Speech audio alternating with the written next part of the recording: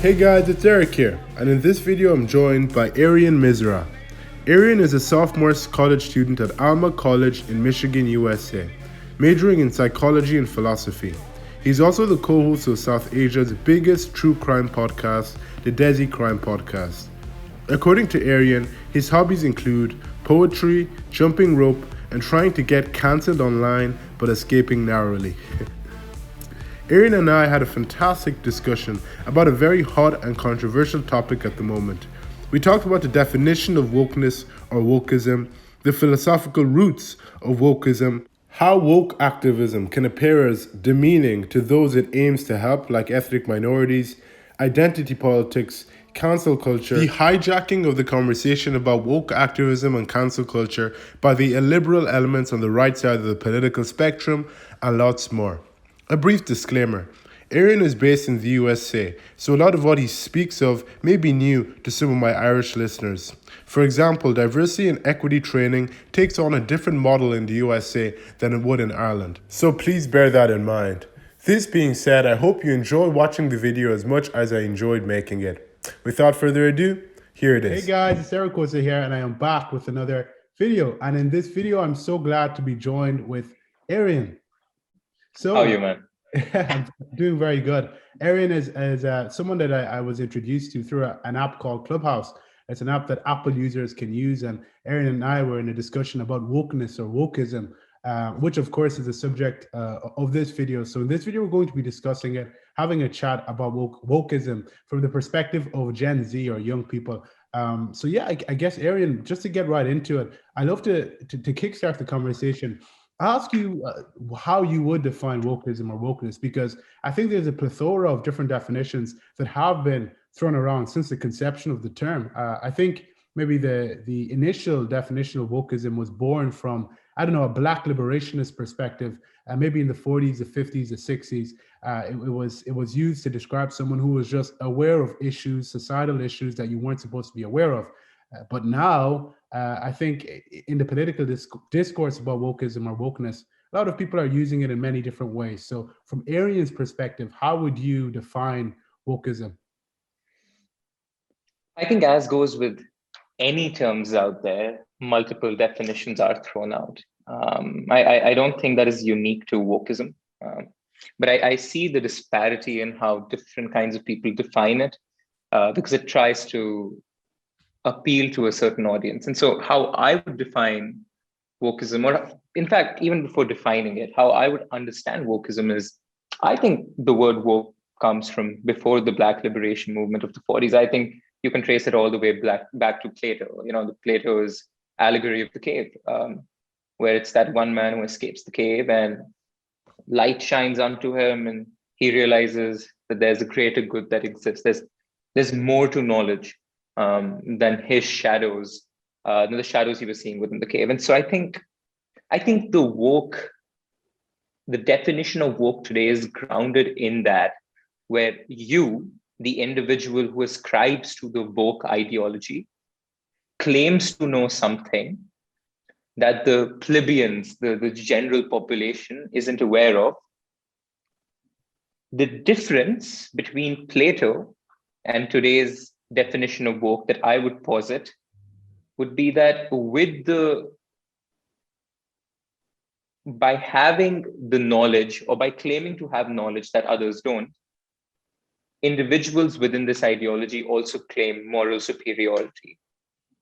And that is one thing Plato advised against. I mean, the entire notion was that in order to, when the man returned back to the cave to persuade the others within the cave that there's a greater good out there, well, they didn't listen to him, because that's not how you approach the conversation. Even if you know the greater good, by acting morally superior, you're just going to polarize the audience.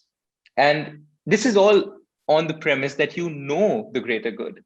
I don't think anybody does. I don't think most people do, in fact. And I don't think 18, 19-year-olds do. If there's somebody who knows what the greater good is, it is people who've studied about it, have spent time experiencing it in the first world and the third world alike. But it's not 18, 19-year-olds, white leftists, who've not experienced the travesties of life that come with being born in a third world country or come with being an immigrant. And so when they pledge that moral superiority, I think to sort of give a rant-like definition of woke, to me, would be those who claim to know the greater good, and while knowing the greater good, claim to have moral superiority by the virtue of knowing more than others. Yeah, thank you so much for your perspective shared there, Aryaan. You articulated them brilliantly. There's so much there that I love to pick apart. I think you kind of referenced the philosophical origins of wokeism, and you referenced Plato, of course, and used that as someone who was maybe a bastion of the original conception of wokeism. And I think, over the 20th century, there were other kind of factors that contributed to the modern definition of wokeism that you referenced there. I would like to say as a preface, though, before we continue our discussion, that your perspective of wokeism, maybe in America, relative to mine in Ireland, would be quite similar, because the definition is used in a similar way, in a reminiscent way across the world. But in terms of its application and the practicalities on the ground, it might be slightly different. So I'd love for us to get into that too. But my next question would be, what do you think is at the core of this, as you said, modern version of wokeism? Because I think philosophically speaking, subsequent to Plato, of course, there was the postmodernist writers of the 20th century, Derrida, Foucault, and then there were the critical theorists like maybe Derek Bell and Kimberly Crenshaw in the realm of critical race theory that have informed this new type of wokeism. So, what do you think is at the core of it? In addition to that, from my perspective, I think a lot of people who may operate in the realm of activism, who pick up what you describe as wokeism, do so because they feel they're actually doing good. They're good faith actors who want to go out there in the world and change things for the marginalized people and possibly oppressed communities. And they may apply it in ways that may not be good. And I think in the application where it may go wrong, in my opinion, is an excessive use of identity politics, which disregards a lot of problems that exist on the ground that affects marginalized communities, and maybe also an excessive application of what is termed cancel culture, which I think disregards the ability that we possess as humans to evolve, it disregards redemption and the need for activism, the need for political workers to reach out to those who need to be reformed in their way of thinking positively to contribute to the greater good and do good in society. So what do you think is at the core of wokeism? I think you said a lot of things that I agree with. I would add that when I push back when people say that those that espouse the woke ideology are good faith actors. I think many are. But I would say the same for Trump supporters. I mean, I know many Trump supporters that are good faith actors, by the technical definition of the word. But I don't think being a good faith actor necessarily relinquishes you of the responsibility that comes with the ideology that you purport. And I think that's true for Trump supporters that are good faith actors that nonetheless espouse a dangerous ideology. I would say that for the good faith actors that espouse the woke ideology. But what I'm seeing today as a international student in America on a North American campus right behind me is not so much good faith actors. And I know they exist. I would propose through, anecdotally and empirically to an extent, seeing the data that's coming out of organizations that poll students on campuses, is that it might have started off with a lot of good faith actors, and I think it did, right? And it was a flux of good faith actors that thought this was the way to. So for me, Derek Bell or Kimberly Crenshaw, I think they're good faith actors. I think the ideology they came up with is absolute bollocks, but they're good faith actors nonetheless, right? Modern day activists, but more of a modern day administration, especially because I'm Gen Z, so I'm sort of trying to give you that perspective. For them, at the core of wokeism lies power. And this is not to say, I'll just preface this entire interview with, cancel culture is not unique to the left. I dislike when the anti-woke crowd makes it a purely left issue. If anything, cancel culture is a bigger right problem than it is left. It is accelerating on the left, but it's been a problem that the right is engaged in for years and years, and they're trying to hijack the movement that our students like me are trying to create. But I'm sure we'll get into that later on. So at the core of this today, I think there are three things.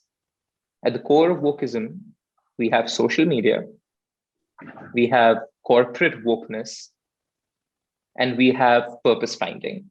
And by purpose finding, I mean students and children and people who give into this ideology to find refuge in a team, in a tribe, to sort of give meaning to their life, especially in first world countries where avenues for meaning are reducing day by day. Aryaan, and so I think at the core today are these three things. I'd like to supplement what you said and just give you another basis upon which you can maybe clarify what wokeness is, because right now I think we're talking about wokeness in terms of its implications, the reason why people might attach themselves to it. But what is wokeness in practice? When you say that people are taking the moral high ground, what does that mean? And can you provide some examples where people are taking the moral high ground, in your opinion? I mean, we could get into my experience of facing cancel culture on campus.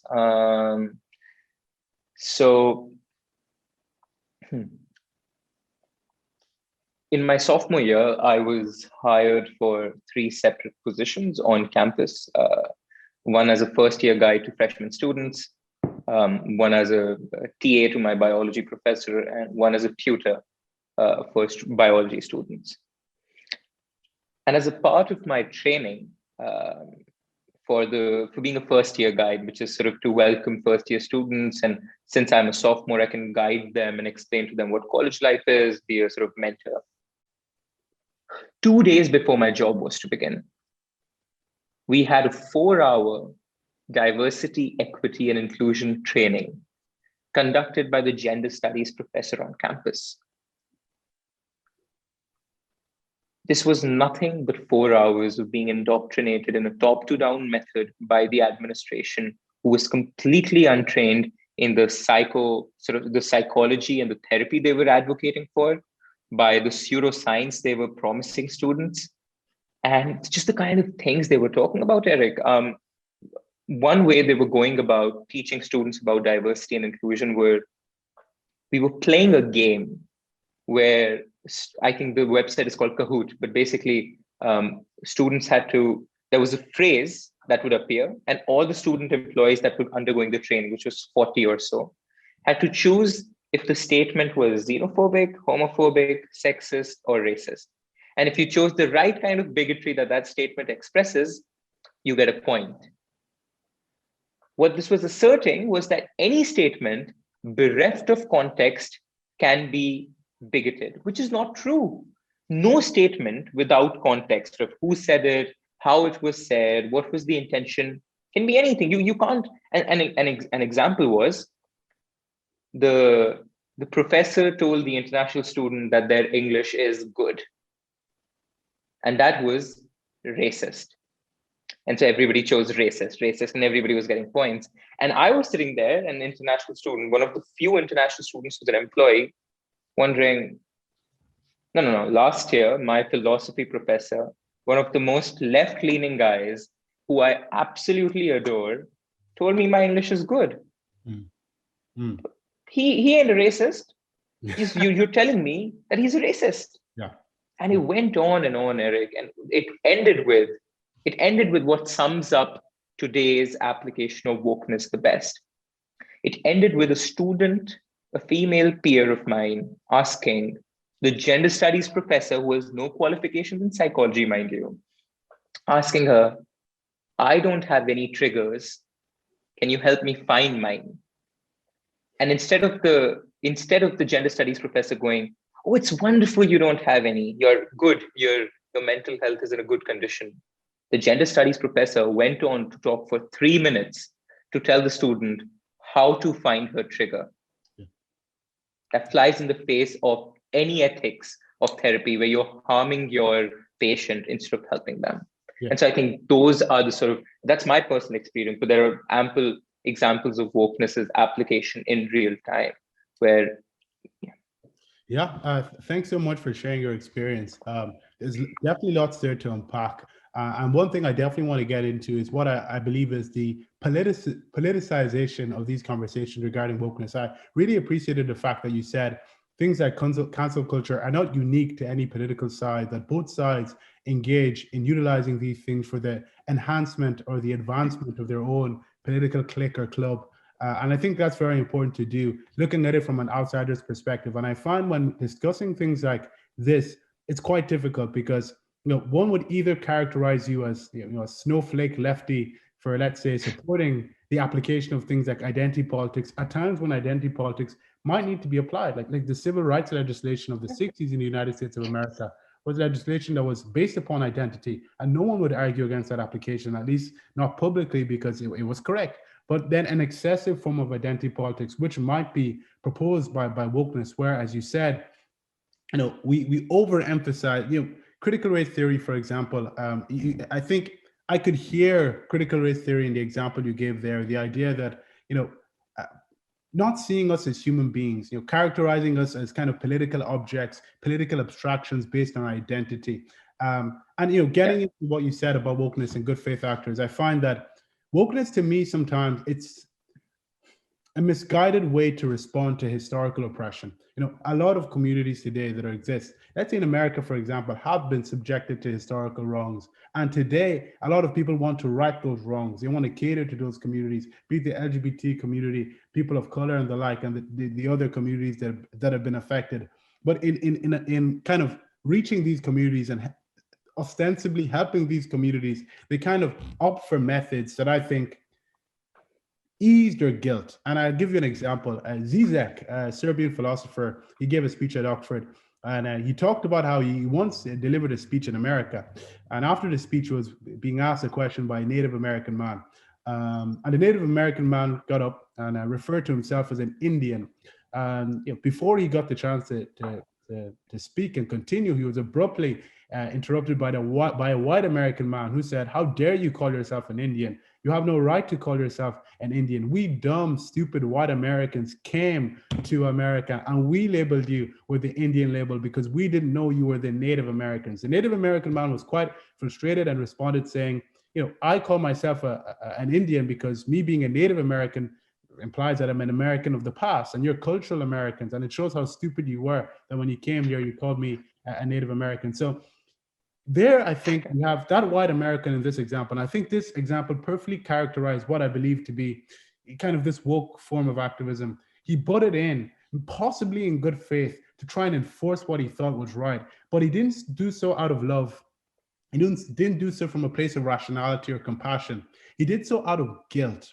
And I think as long as activism is informed by guilt and impulsive reactions and emotional-based ways of thinking, that is linked to historical wrongs, you never have space to think rationally about how you can apply solutions to social problems. An example I'll point to once more is Martin Luther King. You're in America, I'm sure you hear his name quite frequently.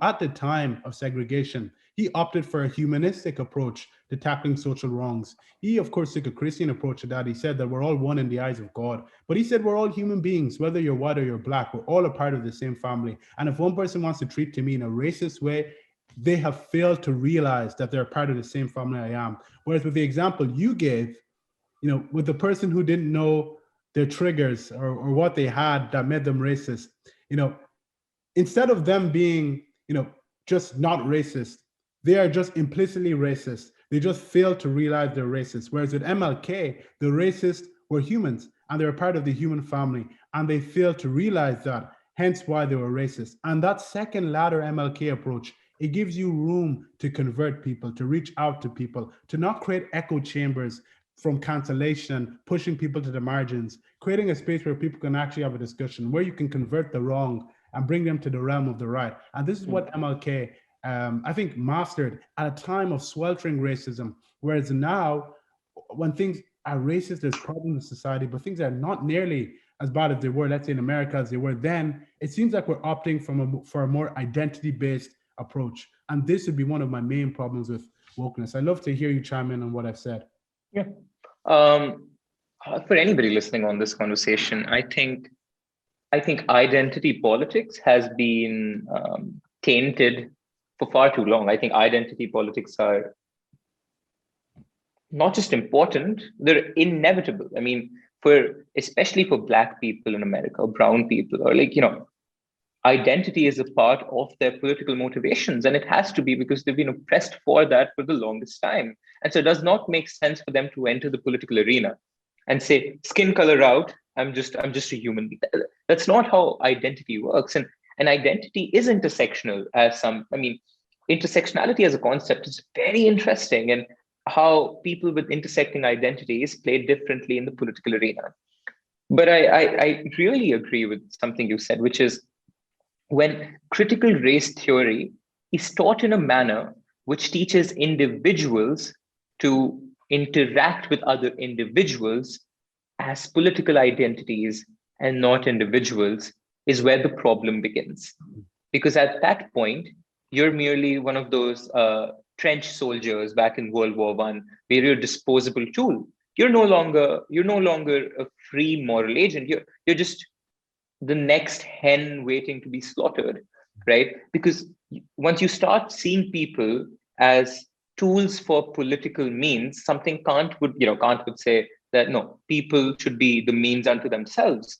And so when you start looking at people in a way where they're disposable, right? Because they're a political identity, and if they're white, cis, heterosexual, disposable, Black, male, cis, kind of disposable. Kevin Hart, we can sort of cancel him.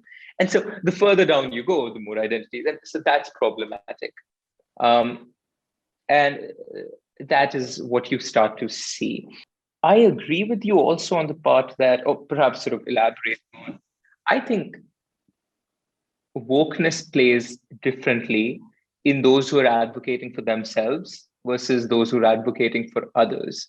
And I would have a very different conversation with a woke brown person than I would with a woke white person, right? And it's my experience has been that, when I experienced that with the indoctrination training, right? The diversity training, I tend to call it the indoctrination training, pissed me off. And so I wrote a campus-wide memo, refusing my terms of employment and laying out my arguments as to why the training was absolute ruckus based in pseudoscience and based in it would lead to an impact that is detrimental to students for whom the college is not the world they live in. Once they step out, they still need to be able to survive and interact with actual humans. So I wrote a very long email to the president, to multiple professors, faculty, and admin. And it eventually appeared on Twitter, and white folks were calling me. One tweet called me, "Look at this racist, xenophobic, homophobic, sexist, reporting himself to the college admin." There were other calls of how oppressed people can also oppress people, and I don't want to call it cancel culture because worse cancellations have happened, right? But it was bad, right? A Twitter storm against me. The impact of it translated onto my campus. I was fired very recently from my writing position at the newspaper for personal vendetta, and there's an investigation pending on that. But you see the impacts of sort of the entire vibe of cancel culture. So I think it plays out differently with people of color who are woke and white people who are woke. And as you rightly pointed out, when guilt is your reason for activism, not the urgency to help other communities, it plays out very differently. And to my point of finding purpose, I think there's a very strong human tendency to want to look for teams, to look for tribes. And those, given that sort of the woke ideology is such a polarizing tribe, it gives you a home. It gives you a very sort of a home which is super active in its constituents, and it's tightly knit, which is important for any organization to prosper. And this is something you've seen with the right. The right always is really cohesive. They'll agree on everything, right? And so they're able to do more. The problem with liberals and the left is they discuss within themselves. They're like, no, you're wrong. No, we can do this better. And so most policy by liberals tends to take years to pass because they have debates among themselves. That is not true for the woke ideology. Either you follow the tenets, and if you break the tenets, you're removed from the ideology, which is surprising because we're seeing like the teen Vogue editor being fired. I mean, that's as woke comes. But I mean, she was fired because when she was a child, right? And so I think you're right. I think there's a distinction, and I think there's a spectrum of how wokeness is applied and advocated for. But I think slowly it is manifesting itself into the more illiberal form, which is dangerous for students on campus and eventually society. Yeah, and you know something, Aryaan, with wokeness, I think there's the challenging part when it comes to having honest and earnest conversations about wokeness, like the type we're having now, and about just wrong applications of activism that can occur from time to time, is the fact that a lot of the people who may uphold these tenets that you speak of, they do so in the name of social justice, which is such a brilliant and beautiful term that represents so much good that has occurred and still needs to occur in society. The banner is progression. The banner is anti-racism. It's anti-discrimination and all types of phobias. And like no one in their right mind who is for social progression would stand against anti-racism or anti-phobias, generally speaking, or anti-discrimination. So it makes it hard to criticize a movement that posits as a movement that is for the betterment of communities that have to face particular issues. I have a word for that. I describe it as the Save the Puppies law. And it's a tactic adopted by policymakers where they name laws in a way that if you criticize the law, you are a douche. And so the Save the Puppies Act, I mean, you can include whatever you want within the Save the Puppies Act, but if you speak up against it, dude, you don't want to save puppies or what? And so it naturally it shields itself. This was done by Republicans when they passed the Patriot Act. The Patriot Act, there's nothing patriotic about it. It is an infringement on American civil liberties, privacy, and the freedom of speech. But they called it the Patriot Act. And so what happens is anybody who's against the Patriot Act is unpatriotic. Call your ideology anti-racism. And if you're against anti-racism, guess what you are? You're a racist. And it's bulletproofing your own ideology and it's setting up the Kafka's trap, which is just because you criticize me, you are what I was accusing you of. Just a funny example, in Singapore, if you criticize the justice system in Singapore, you're held in contempt of the court. How hilarious is that? Just to criticize the justice system would be a crime in and of itself. And so this is how ideologies bulletproof themselves from any criticism. And that is something critical race theory as an ideology does. I mean, forget the applications, even theoretically, critical race theory cannot be criticized because the moment you start criticizing it, you're deemed racist. And with the influx of people like Kendi and Robin DiAngelo, I mean, that's what they claim. Yeah, you're so right. I do think, in conversations with a lot of young people here in Ireland who, like me, want to see progress in Ireland and across the world when it comes to tackling racism. More people are taking what I like to call a humanistic approach to activism, where we don't appeal to negligible differences that divide us, which is what wokeism, I think, does, in that it overemphasizes, let's say, things like my race. I think, what I see in a lot of kind of this, I use the term wokeism for convenience. For example, if someone's looking at me and characterizing me based on my race, what I think this does is it depreciates the complexity of who Eric is. I'm so much more than my skin color. I navigate my life based on variables that contribute to my existence more than just my race, more than just factors that you want to include in your assessment of me. And I think this, a lot of Black people that I speak to, they talk about those who go out there and claim to do things in the name of Black people or the Black community, and do things like, engage in what we call cancellation. And cancel culture, I think that's a subject in and of itself. And there's many different components and variables to it that we possibly couldn't get into now. But I am for the humanistic approach to activism, where we appeal to one another. Daryl Davis in the USA, I'm sure you've heard of him, an African American who, what did he do? He interacted with KKK members and converted, I think, nearly 200 members, because he had them see the common humanity that he and the KKK members shared. This is the type of activism I think we need to promote. And I see a lot of people on the ground promoting that. But yes, okay, two things I want to raise very briefly. So one thing and then a question. Getting to the root of it all, because a lot of people pick up this kind of form of activism that is based on maybe an excessive type of identity politics, is based on a cancellation and a non-belief in our ability to evolve and be redeemed. And I see a lot of people being caught up in the mix. Like I was when I was younger, I definitely believed in these strategies when it came to bringing about social justice. And they truly are. I know we talked about good faith actors previously. Good faith actors, they truly are people that believe doing what they're doing is going to change society for the better. And look, the same way you criticize people for taking the moral high ground, I can't necessarily say my way of going about things is better than theirs. Maybe for the mere reason that they could position themselves in the same position that I did in criticizing my approach. But when acting maybe in a way that's based on nearly religiosity, in a way that assumes that your approach is better than someone else's approach to activism, I think speaking to people like that who are so religiously convinced that their way of going about things is correct is incredibly difficult.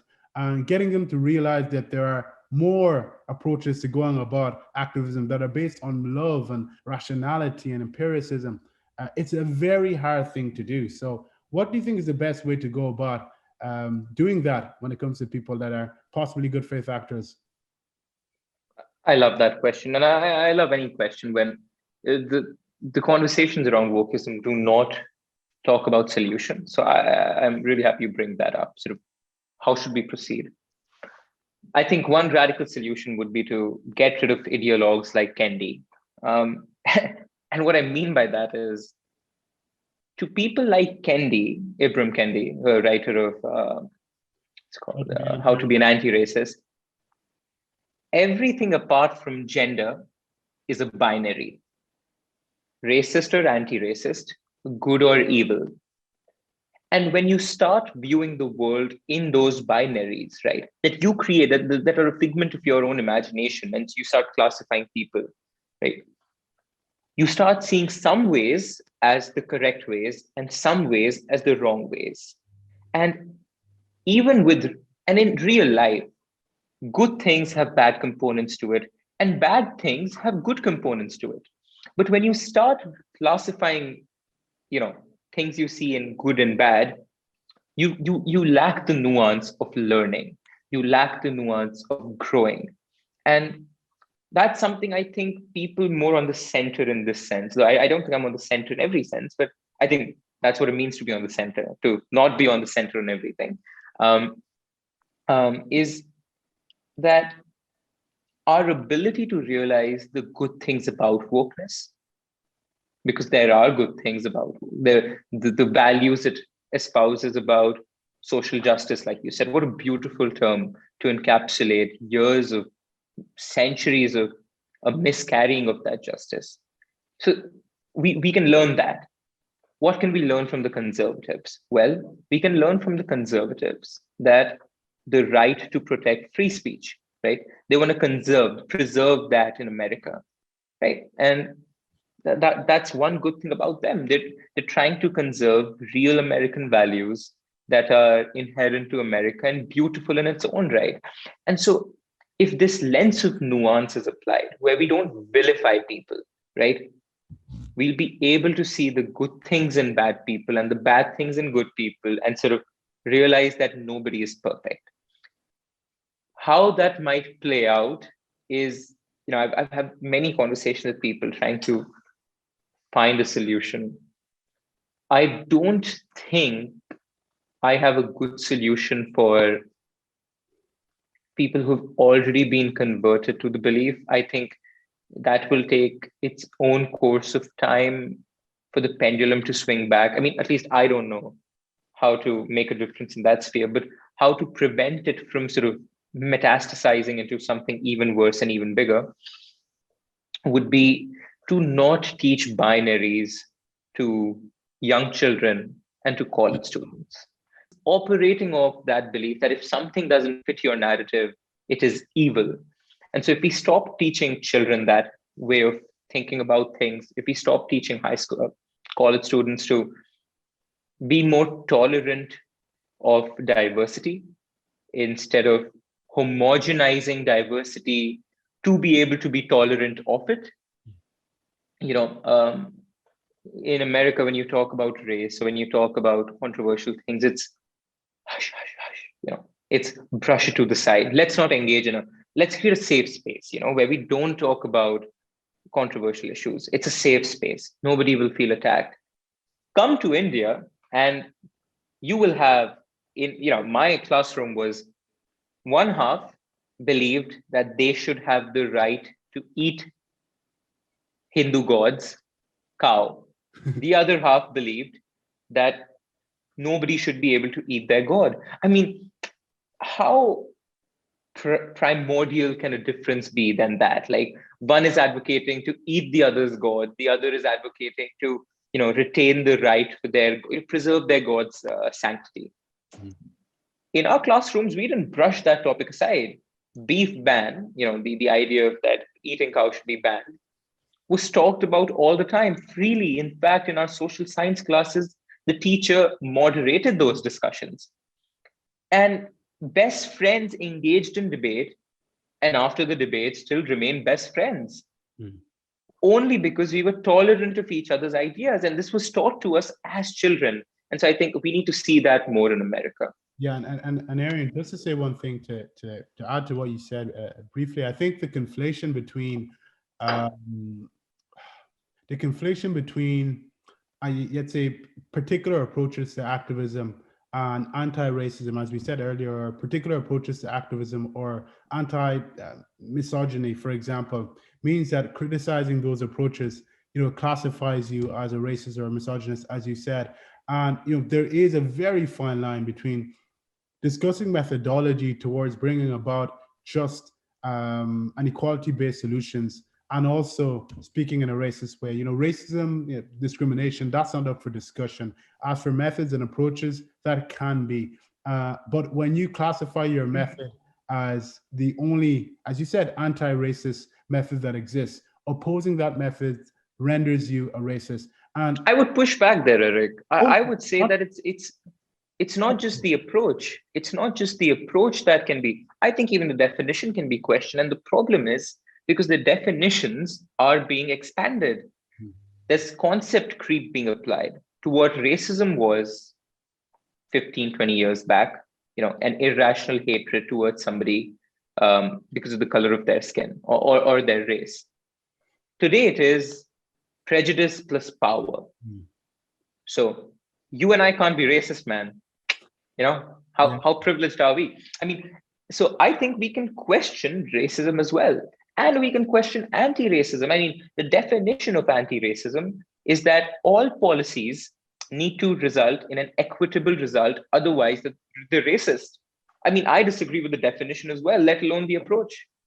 Yeah, as defined by Kendi. For the viewers who don't know, Ibram X. Kendi, kind of a very famous anti-racist scholar and author. And in his book, How to Be an Anti-Racist, he kind of says, anti-racism, to be an anti-racist, you need to ensure that policies produce racially equitable outcomes. And there's so many things there that we can definitely discuss in another conversation. I mean, economists in America, have wrote extensively about how particularly maybe Thomas Sowell. He's kind of notorious for writing about how disparities are the norm. Parities in economic and social outcomes are not normal. In America, the economic disparity between black and white partly may be, influenced by history, but maybe by other factors as well. And it's hard to discern what fills that gap, what kind of blocks fill that gap apart from history.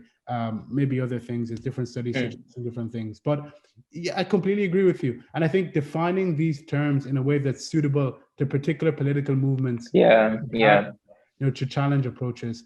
Okay, two questions. Well, one question, I guess, to kind of close our conversation, because it's a great one. Okay, I want Aryaan to imagine a post-wokeism world, where we live in a world, where, again, getting back to my problems with wokeism, just to clarify for those watching, and I think, Aryaan, you agree with this. My problems are an excessive reference of identity political strategies, seeing me as, again, a political abstraction, a political object based on my identity, and not as Eric, depreciating the complexity of my humanity. This is my problem with it. Seeing me, making assumptions based on race. Because I'm black, I need to, let's say, be into this music for this party and the like. Because I'm black, I experience and navigate life in a particular way. I think those things reduce me to your own political assumptions of me based on my identity, and it's trapping. And a lot of black people I speak to see that that way too. Then, okay, the second problem is cancel culture. And of course, again, there's so much to cancel culture. My problem is not believing in our ability to realize that we're wrong and evolving from the point that we're in right now. So this bundle is what I term as wokeness for convenience. So, in a world post all of this, in a post wokeism world, how do you imagine we engage with one another when it comes to tackling the pressing societal issues like racism and xenophobia, homophobia that we face? I mean, if I had the answer, I'd not be talking to you, man. I'd be in the White House or something. But let me set up what the world might be based on certain things that you just said, which I wholeheartedly agree with. I think one thing critical race theory does is it belittles Black people, it belittles brown people, as you just said. It reduces you to certain identity markers that claim that you navigate life in a particular way, and it relinquishes you of the unique experience that you have of living life, of looking at a leaf and thinking, wow, how beautiful is that leaf? Or looking at that flower and thinking, should write a poem on that. The political understanding of you as a human, Eric, would never encapsulate those elements, which I think you would think define you more than your skin color, which of course adds to the definition of who you are because it impacts your experience, but that's not your entirety. I mean, that's not the entirety of your existence. It does that, but it also disenfranchises white people who've had unique experiences and suffer things. I mean, white kids are kids at the end of the day, and those who've been raised in turbulent households, that leaves a huge scar on children who've seen their father beat their mom. It leaves huge scars when a white child, no matter how rich, has just one dad or a single mom, or their mom died, or they were in a car accident that traumatized them, or a dog bit them when they were 3, and so that led to brain damage. I mean, there's so much that can happen, right? That cannot explain a white person in terms of their identity markers. So it belittles Black people and brown people, and it disenfranchises white people, and so it polarizes. It does not lead to a solution. Common humanity, something Gandhi professed, and his followers like Mandela and MLK professed, that led to solutions, clearly. I mean, we live in a world where both of us can talk without fearing a white person storming in, right? So it led to a solution. So in a post-wokist world, I would imagine what it would look like would be analogous to what a world would look like without male privilege.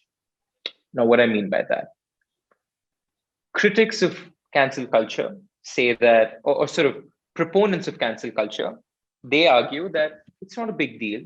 Just look at how many people are being cancelled, right? Look at how many, yes, some people are being fired, unfairly, but there is more goodness done than there is harm, right? Look, only 10 people have been fired from their jobs, which, mind you, is more than 10, and it's increasing rapidly. But let's agree to that argument, right? The problem with cancel culture is not the worst case scenario of cancel culture or wokeness. The worst case scenario is that you're fired from your job, right? A mob gets after you and depletes you of all your life's resources, your income, your job, sometimes your family in the worst of cases, right? That's the worst. Same goes with white privilege or male privilege. The worst that whiteness can do, the worst, is a hate crime that results in the death of a brown or black person. Just guess how many deaths were a result of hate crimes in 2019, Eric? Like, if you had to guess, in US, how many people died as a result of hate crimes? If you had to guess a ballpark figure, what would you say? The US is a big country. Yeah. I don't know, 1,000? Yeah, 20 people. Wow. In 2019, as a result of hate crimes, 20 to 22 people were killed as per the FBI 2019 fact sheet, 12 of which died in one mass shooting in El Paso, Texas, which was a hate crime by a white supremacist against Latino folks, right? 22 people.